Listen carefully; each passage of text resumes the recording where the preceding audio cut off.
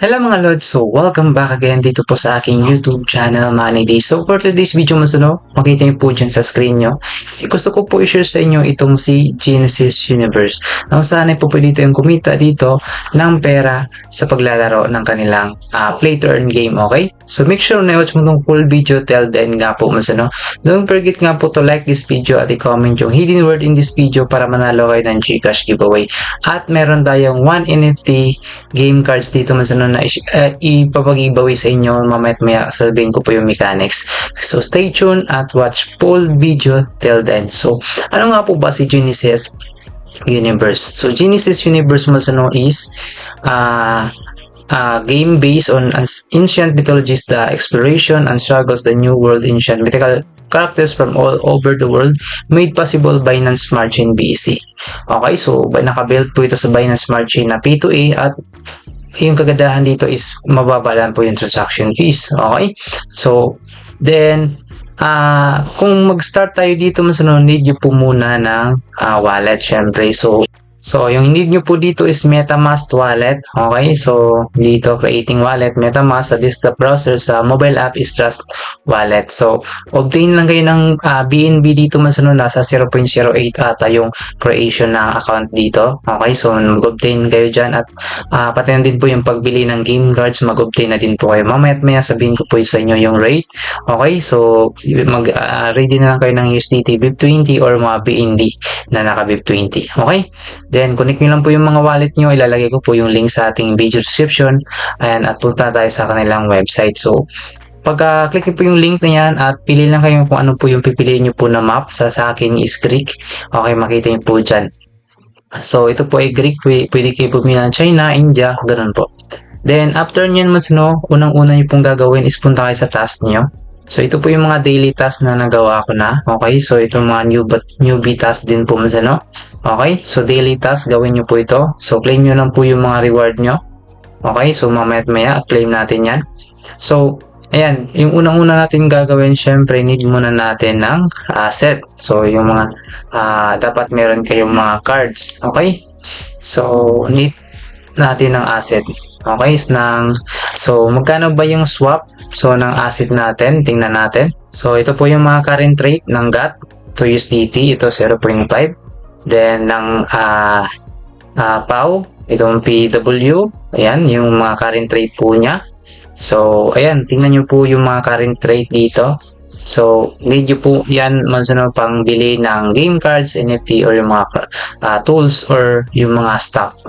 Okay, or yung mga equipment. So ngayon, kapag meron na kayong mga asset nyo, so punta na kayo dito sa inyong NFT workshop or nakapag-swap after nyo po makapag-swap. So NFT minting. So by the way, pwede naman kayo direct na po, hindi na po na PAW or GAT. Okay, may USDT naman po sila dito.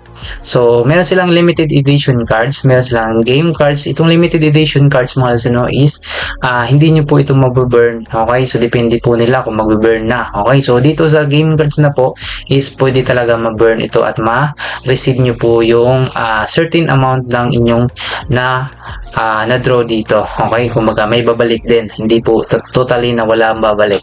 Okay, so itong pipiliin ko ngayon is yung game card. So click natin yung game cards.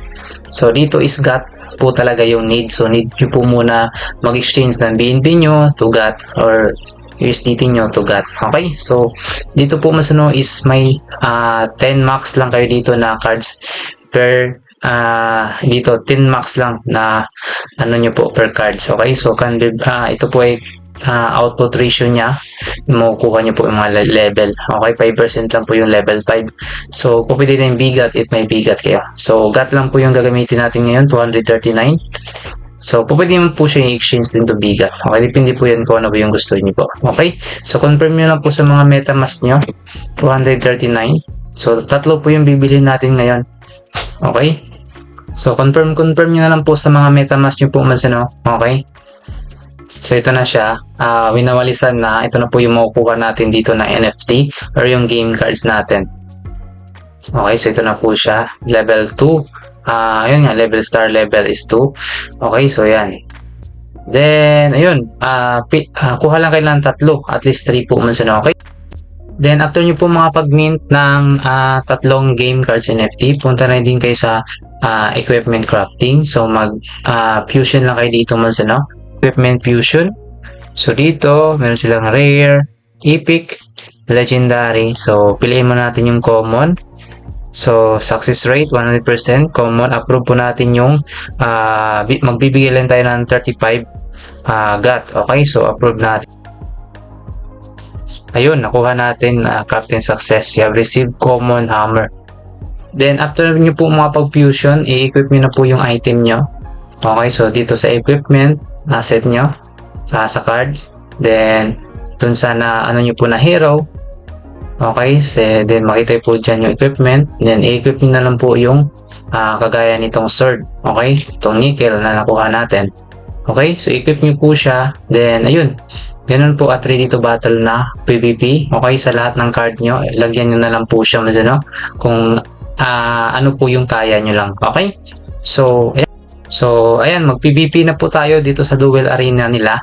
So, dito sa duel arena, so mayroon po prize pool dito So, kumbaga, sasali po kayo dito, lahat ng mga beginners. Then, after nyo po pag-duel ng mga beginners, mapupunta na po kayo sa ibang level kagaya ng warrior. Okay, so ito po yung kind tips dito: beginner rankings, tank, battle, ayan. Okay, newbie rankings, ayan, tribute. So i-add nyo na lang po dito yung inyong mga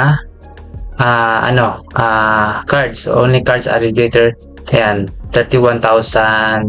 Yung number dito ay yung ID mo, so dapat po hindi po greater than po nito. Okay, so ito, unang-una, yung isa natin.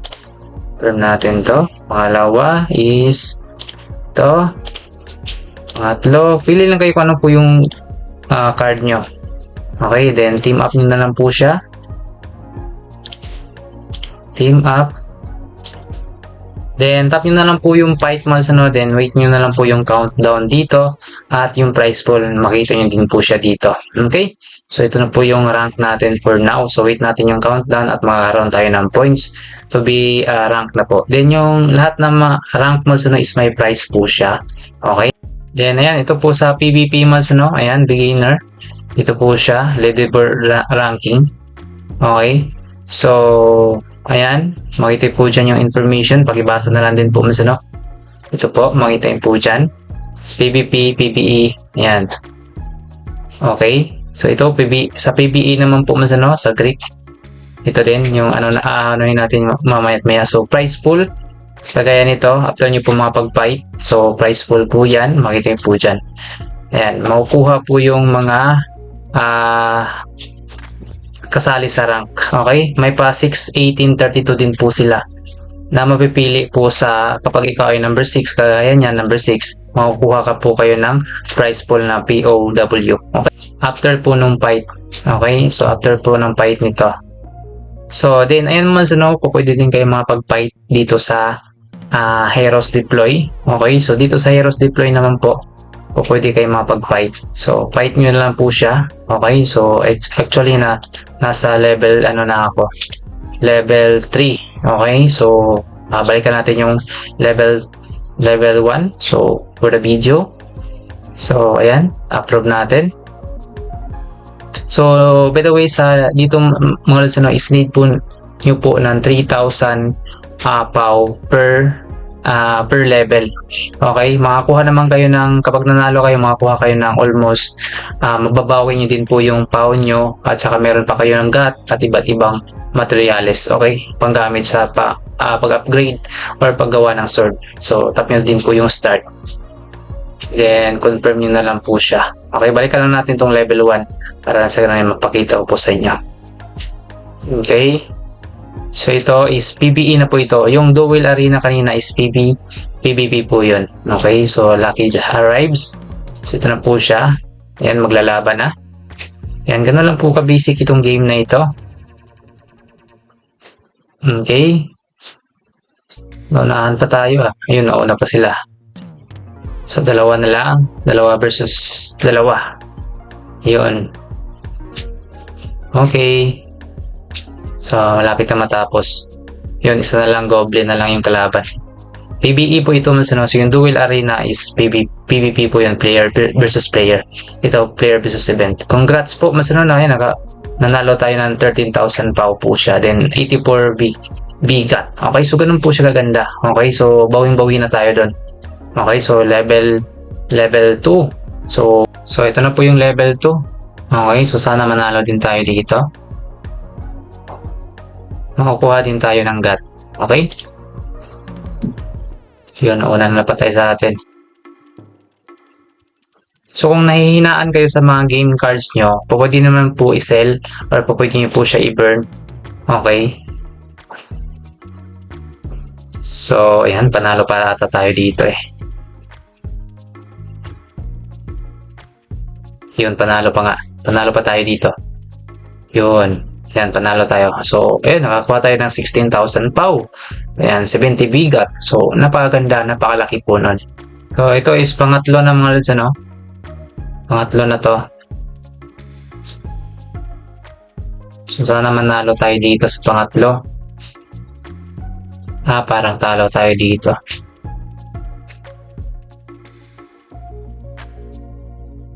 Hindi pa napatay yung isa. Dalawa na. So, talo tayo dito sa level 3 na to. Yun, talo tayo. So, ayun, talo tayo. Ganun lang po yung game. So, kung gusto pong pataasin pa po yung ano nyo, yung mga cards nyo, so, pwede nyo po siyang i-level up. Okay? So, ayan po, pwede po kayo mag-upgrade card to level 1. Ayan po, pwede kayo mag-upgrade. All you have to do is upgrade. Okay? So, kagaya, i-upgrade ko tong isa. Ito. Yung isa. Yung isa pa. Ito, i-upgrade ko to. Upgrade card, level 2. So, yung need po dito is, kasi para level 2 na ito, so 56,000 POW na po. So, ayan na, upgrade natin to into level 2. So, pwede pa siya natin ma-upgrade para sa magamit din po natin siya sa gold mine if level 3. Okay, so try natin. Ayun, level 3 na po yung ano natin card. Okay, so pwede natin siyang i-fight ulit dito sa Heroes Deploy. Okay? So, pwede tayo makapag-fight ulit dito ng malakasan na. So, ganun po siya kaganda mas, no? Then, yun nga, pwede kayo makapag-farm dito mas, no? Isa pa po ito sa ways of earnings pa po nila. Gold mine, medyo po dito is, dito, meron silang total hash rate. Ayan, yung mga hash rate, piliin nyo po yan kung ano po yung gusto nyo. Then, select nyo na lang po yung card. Okay, pwede kayo mag-ano ng card dyan. Then, also, you can, new diamond. So, gold mine is at least level 3. Sa new diamond is, at least level 8 po. Okay? Then, dito naman po sa kanilang liquidity staking and 36% APR. 37 APR, 13.9 APR. Okay. Then, meron silang lock up dito, which is po pwede kayo mapag-lock ng GAT nyo at makapag-receive ng 102 to 120 bonus percent. Okay. So, invite friends mo, invite friends participate the lock up to get points. Okay. Makapag-earn kayo ng 10% ratio. Ayan. 11 to 20% divided into 10 levels. Okay. So, share yung invitation link. Ilalagay ko din po yung aking dyan sa ating video description po. Okay? Then, they have also a pool man, So, dito, pool. You can join po dito sa kanilang pool man, which is, pwede kayo mapag-stake ng inyong points. Okay? So, mapag-stake or unstake din kayo. Okay? So, yan po siya. Pwede kayo mapag-harvest din ng inyong GAT, VGAT, at saka POW sa pool nila. So, then also by the way mas you can claim din chest. Okay, so by playing this game yung duel arena, yung PvP, makakuha kayo ng K nito at least 10 para ma-approve po dito mas Then also you can buy in a marketplace po mas yung mga gear trade, mga material. Okay, you can buy po. Okay, so dito po you can sell din po sa inyong mga NFT cards dito or yung gear trade nyo po or material. Then also sa kanilang Royal City yung identity token dito ay about identity token. So meron silang supply. Okay, so makapag-earn kayo dito ng Okay, so ito, basahin nyo na lang po kung ano po yung ma-earn nyo po dito. So, get it now at makapag-earn kayo pwede kayo mapag-mint. Okay, so collection card VOC. Okay, so makapag-collection kayo ng card. So yan. Then, saan pa ba? Yun. So, to get no more information, punta lang kayo sa kanilang library or documents nila. Okay? So, dito sa kanilang documents or white paper, makita po lahat dito ng full information about sa kanilang game. Okay? So, sa ngayon is dual arena pa po ako at nag-PBE para sa to earn. Then, to swap po ayan, dito mag-swap lang kayo dito ng inyong, pwede din kayo makapag-add ng liquidity kay receive token back. Okay? So, ayan, you can swap din po. So, yung kagandahan din po sa project na ito is transparent po siya. Makakapag-earn na po kayo kaagad. Okay, exchange na lang po siya. Then, direct na po sa wallet nyo, yung withdrawal. So, napakadali. Transparent po siya. Okay, so USDT to BNB, yung GAT nyo, i-exchange po siya. Okay, so you can earn also syempre sa pag-ambassador mo, generate ambassador invitation link, ayan, for new users. You can receive 20 GAT. Okay, so ayan, new user consider valid. Okay, perform 1 NFT mint. Okay, valid na po yun. Then invite 10 people, 100 GAT. So I want to be ambassador. So click nyo na lang po yan. Share nyo po yung link nyo. Okay, so ganun po siya. At huwag niyo pong kalimutang i-do the task nyo po kaagad dito okay, itong mga task na ito. Okay, kagaya nitong newbie task, pwede nyo po siyang i-claim reward. Kagaya. So meron tayo niyan ng 500 bigat. So confirm na natin. So ayan, na-receive tayo niyan. Then also dito, pag-receive kayo ng K. Yan, 900. Yan, yung mga na-receive natin. So, i-complete nyo po yung mga tasks dito. Okay? So, ayan habang naglalaro, end ko muna yung video. Kasi nga, maglalaro pa po ako sa mga PBE. Okay? So, PVP. So, ito, na-claim ko na po.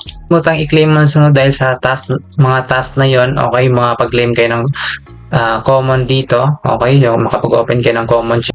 Okay? So, ito po siya. Rolling na nga po siya So, wait natin ito.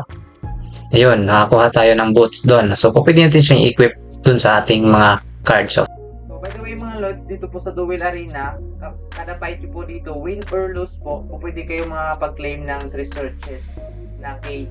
Okay? So, ayan, punta ka sa PUB. Makita po dito yung activity center. At dito, naiwan ako dyan. At approve nyo na lang po siya Then, ayan, ma-open nyo na po yung so, kung gusto po na mas makonte yung gas fee, so 10 po yung need na kay dito para konti lang po yung gas fee nyo po para ma-open itong chest. Okay? So bago din tapusin yung video natin, syempre pag-ibigay po muna tayo. So start natin. So kung kasanan po sa mapili po dito, ayan, nanalo nga po siya. Don't forget to like this video po at i-comment yung Gcash giveaway natin na mechanics. Okay?